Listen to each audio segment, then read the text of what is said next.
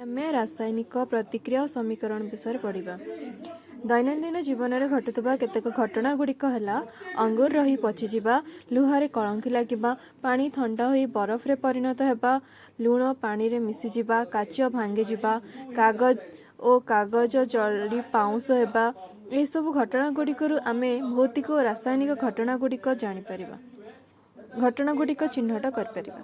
प्रथमे घटना कौन भौतिक घटना कौन जाना।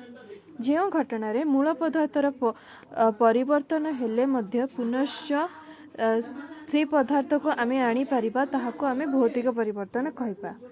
तेणु पानी बरफ रे परिणत होगा भौतिक परिवर्तन, कारण बरफ को टिके गरम कले ताहा जल रे परिणत हो।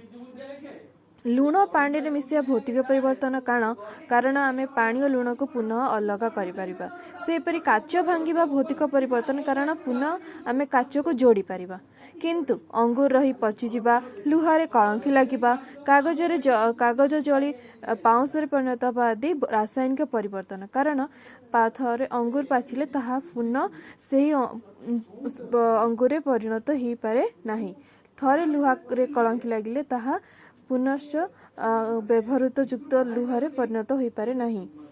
थरे कागज पाउंश परिणत हेले ताहा पुनः कागज परिणत हो पारे नहीं।